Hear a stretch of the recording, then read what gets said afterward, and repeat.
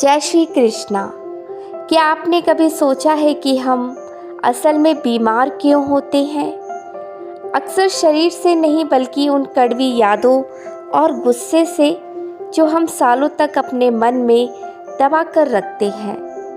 हम शांति तो चाहते हैं पर पकड़ कर बैठते हैं नफ़रत को। आज nature with spirituality for piece पर हम एक ऐसी जादुई शक्ति की बात करेंगे जो आपको हर बोझ से आज़ाद कर देगी। वो शक्ति है क्षमा। श्री कृष्ण के उन 64 दिव्य गुणों में से एक जो हमें सिखाता है कि शांत रहना सबसे बड़ा युद्ध जीतना है। दोस्तों, क्षमा का मतलब ये नहीं कि आप किसी की गलती को सही मान लें। इसका सीधा सा मतलब है कि आप उस व्यक्ति या उस घटना को इतनी ताकत नहीं देंगे कि वो आपका मूड खराब कर सके। श्री कृष्ण कहते हैं कि क्षमा वीरों का आभूषण है। कमज़ोर इंसान कभी माफ़ नहीं कर सकता, क्योंकि माफ़ करने के लिए बहुत बड़ा जिगरा और आत्मबल चाहिए। जब आप किसी को माफ़ करते हैं तो आप उन पर कोई एहसान नहीं कर रहे, बल्कि आप अपने मन के कैदी को आज़ाद कर रहे होते हैं। इसे समझने के लिए शिशुपाल की कहानी से बेहतर कुछ नहीं है। भरी सभा में शिशुपाल श्री कृष्ण को गालियां दे रहा था।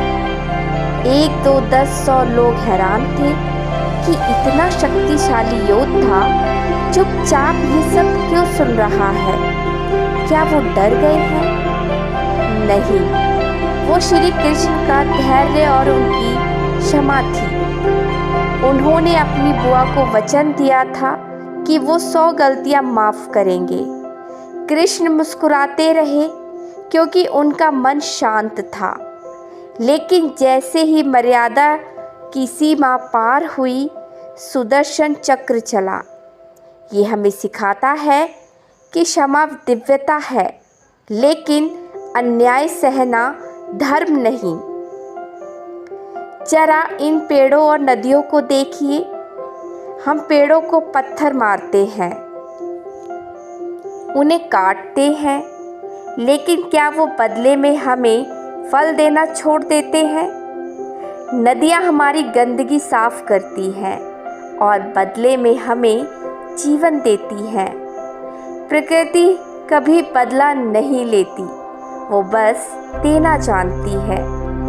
जब हम दूसरों को माफ़ करते हैं तो हम कुदरत के इसी नियम से जुड़ जाते हैं। हमारा मन उस बहती नदी की तरह साफ हो जाता है जिसमें कोई गंदगी नहीं ठहरती। तो आज खुद से एक वादा कीजिए, उस एक इंसान को जिसकी बात आपको आज भी चुभती है, मन ही मन माफ़ कर दीजिए। आप देखेंगे कि अचानक आपका मन कितना हल्का महसूस कर रहा है। अगर आपको मेरी ये बात सही लगी हो तो कमेंट में जय श्री कृष्ण जरूर लिखें। सब्सक्राइब करना मत भूलिएगा चैनल को, क्योंकि अगले वीडियो में हम कृष्ण के एक और अद्भुत गुण को करीब से समझेंगे। मिलते हैं अगले वीडियो में। बोलिए मेरे साथ, राधे राधे।